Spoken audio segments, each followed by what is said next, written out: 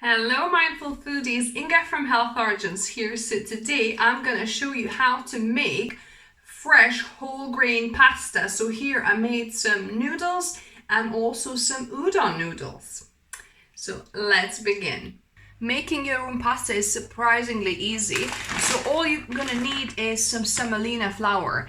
I definitely recommend you go for organic, because if it's not organic wheat, then you're having glyphosate in your flour. So definitely go for organic, and I would recommend brown semolina that has all that fiber intact as well. So I normally buy my things at buywholefoodsonline.co.uk. I'll link down below for you. But yeah, this is the semolina you want to get, brown organic. And as a rule, one person's portion of kind of fresh pasta is 100 grams of flour to 55 milliliters of water or liquid. So I've got 400 grams here. I want to make, because if I'm making pasta, might as well make more at the same time, because it's the same effort, and you can keep it in the fridge for 2-3 days, fresh pasta, and use it. And this is 200 ml of water. It should be 220, but the 20 ml I've got as a beetroot juice. So this is a beetroot, some beetroot juice I got from slow roasting my beetroots in the oven. So just to add a nice bit of color to my pasta, I'm going to be making red pasta, as you can see here. So yeah, you could do a spinach. I've done it on my channel. I've done a spinach kind of green pasta. I'll link down above and down below how I made it with spinach. So basically you would just put a few leaves of spinach, blitz it to make it green. Or you could use spirulina as well, powder, or turmeric powder to make kind of different colors. So I'm going to just pour it into my semolina. And initially I'm gonna mix it through with my spatula, but then we're gonna go to knead it. So I've mixed it with my spatula more or less. Now I'm gonna go in with my clean hands and knead it to put it all together so it's in one kind of mass. It might seem that it's too dry, and it might be the case. We might need to add a little bit more water, but you want to, knead it with hands properly first to make sure that, it's not too wet, or, to make sure if it definitely needs more water. So I'm going to knead it first. And the beauty with pasta dough, using semolina, that it doesn't really stick to your hands. So it's a very pleasant dough to work with. And yes, now after kneading it for a couple of minutes, I can see that it's still too kind of crummy and too brittle. It's not really coming in together in like one proper dough. So I'm gonna add water, a tablespoon at a time. Because or maybe I'll do 2 to begin with, but you don't want to overdo it with your water. Add a tablespoon at a time, and then just keep on kneading and see if you're going to need any more. Yeah, that's definitely going to be enough, I think, because it's now nicely coming together.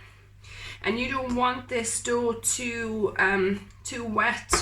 It needs to be quite a stiff and kind of dry dough comparatively to make pasta. So now it's come together into one dough ball, and I'm gonna keep on kneading this dough ball for about 5 minutes to develop the gluten. Actually, I think I could do with 1 extra tablespoon, or maybe even a teaspoon. I'll do half a tablespoon of water, because it does still feel quite very, very stiff. So we want it non-sticky, but not maybe as quite stiff. It needs to be kind of moldable, it has to be kneadable. Yeah, I think that will be good. So give it some muscle power, and kind of, I like just folding it like one way, like that, then kind of turn it around and pressing and folding it the other way as well. If you don't like doing it in the bowl, you could put it on the clean counter surface and it's easier to work that way. You just kind of can press and pull. I like doing that motion. You press and kind of pull and roll the dough towards you. So press away and fold and do it that way. I'm gonna add another teaspoon of water here just to help with the kneading process. It is feeling a stiffer dough than normally it would be for bread or anything like that. It kind of tears a bit as you try and knead it, but it'll keep it that way because you kind of want a drier dough for making, you know, your noodle shapes. If it's tearing too much while you knead, maybe it needs another teaspoon of water. Yeah, that's a bit better. So it's, you know, start with a 55 ml of liquid to your 100 grams of flour, and then as you kind of knead it, you can always add a tablespoon at a time or a teaspoon at a time once you kind of get near the right consistency. So what you want to do by kneading, you want to kind of stretch and develop those gluten in the flour, and also you want your dough to become quite nice and silky, smooth feeling. I'm gonna add one more teaspoon of water because we'll have to leave this to rest after the kneading, and you know the flour will absorb a little bit more of the liquid. So we'll not make it too wet, hopefully, just to help us with the kneading process, because it is very, very stiff and crumbly still. Yeah, now I think that's more like it, when you kind of can stretch it a little bit, stretch it and roll it and do it again. So I'm pushing, putting some force and stretching a little bit with that hand like that, and rolling it when I'm going up like this, and then I'm turning it over and doing the same thing, pressing and kind of pressing and tearing that way, pressing and tearing, and then rolling back up like that, and then do it into both different directions like that. So I think it's been about 5 minutes of me rolling this dough.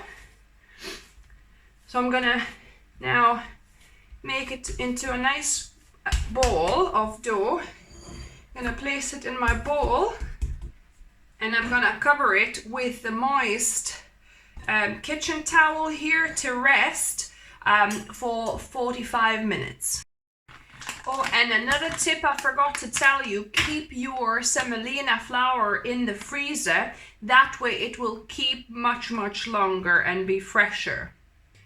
So I actually kept the dough in the fridge overnight, covered with the wet towel in a bowl, because I just didn't have time actually to make them yesterday. So they kind of gone a little bit too soft for my liking. So I've got a bit of flour here, so of the semolina. So keep a bowl here ready for you. And what I'm going to do, I'm going to do two different things. So one, we're going to be making some smaller kind of noodle type shapes with my pasta maker, and another one we're going to be doing udon noodles, which you don't need a pasta maker for. So what I'm going to do, I'm just going to roll this out in a thinner, slimmer bit here, just to help me feed through the machine initially, like If you don't have a pasta machine, you could just roll this to the thinness of your noodles you want. So if you want to make tagliatelle, for example, then you roll it quite thin. If you want to make udon noodles, then you might want to do like maybe 3-4 mil thick, so maybe kind of around that size. So yeah, but I'm just gonna feed this through my pasta machine, because we're gonna be making noodles from this one. So I'm gonna just feed it on the biggest setting here, and we should have a nice even dough here. I'm actually making it a little bit too thick, too wide, as you can see. It's better to do it not as wide, and this is the resulting kind of dough I get from it. So it just stretches it to the exact kind of length you want, and it's probably a bit too long, so what I'm going to do, I'm going to cut it in half so it's easier to handle for the noodles. So again, I'm going to sprinkle some of this semolina because it will help the individual noodles not to stick to each other when they're being cut.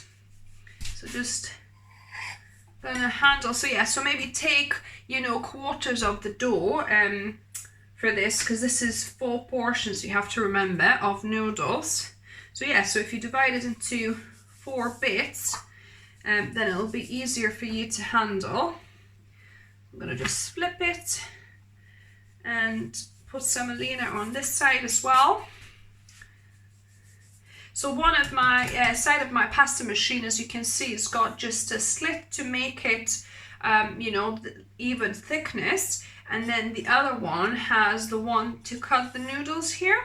So I'm gonna just go with the noodles, switch my handle over, and feed that through, and hopefully we'll have lovely, nice, fresh pasta.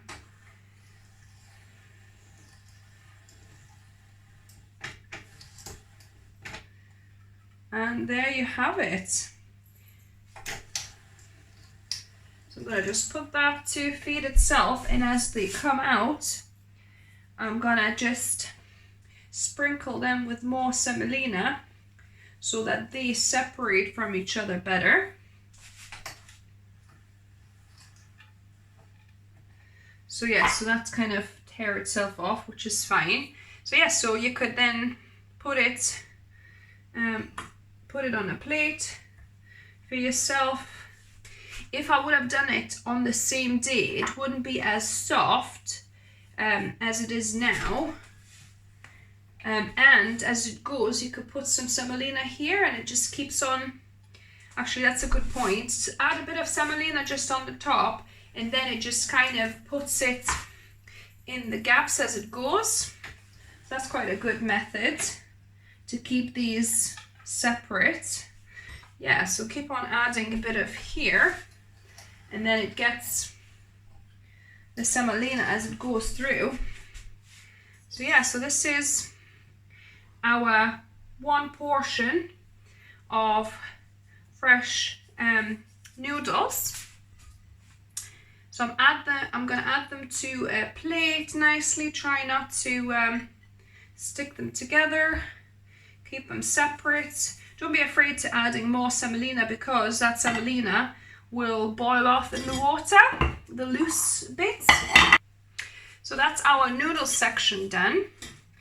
Now, for those of you that don't have a pasta maker machine, I'm gonna do just with the rolling pin and with the pizza cutter knife to make into udon noodles. You wanna coat it with semolina quite well, and we're gonna roll that out. Probably don't want to make your udon noodles, because I'm gonna be making udon noodles here, but you might as well do tagliatelle as well, but you'd need to roll it a little bit thinner. This pasta making is a little bit of a messy procedure. That's why it's better to, obviously, when you're doing it, to make more at the same time with the same kind of time and effort and messiness.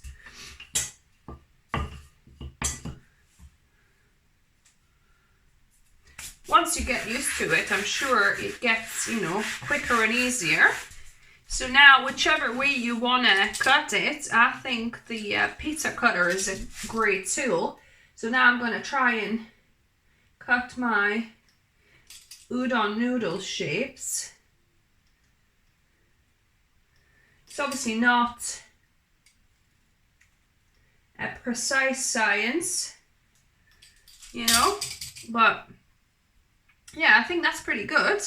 And you might want to coat your udon noodles again in an extra bit of semolina to get into the cracks. Yeah, so I'm just gonna, I'll probably do half the size like that and cut them into udon noodles. These are almost too thin to be udon noodles. You might want to make it even thicker a little bit. There you go. So our udon noodles are ready. Now, I'm not gonna make these right now, but you can store these in the fridge for a couple of days. So fresh pasta. So I would just put it either in some kind of tub container, or you could also put it in a Ziploc bag, something that's gonna be airtight. And then I'm gonna cook it when we're actually cooking, you know, the dinner. And different to, you know, fresh pasta is much quicker to cook. So if it's like thin noodles like them ones, that only needs 1 or 2 minutes. If it's thicker like tagliatelle or something, you know, more like udon noodles, then you might need 3-5 minutes. So obviously gauge by how you like your pasta to feel and that it's tasting cooked. But yeah, so literally I'm gonna put these in either Ziploc bags, or I might put this in a plastic container, and these are good in the fridge, like I said, for a couple of days until you're ready to cook with them. Yeah, this is the finished product. So I hope you enjoyed the video. I hope it was helpful. If you liked the video, give me a thumbs up. If you're new to the channel, welcome and subscribe for more videos on Wednesdays and Sundays. And as always, remember, food is fuel, so be mindful of what you put in the body. Until next time.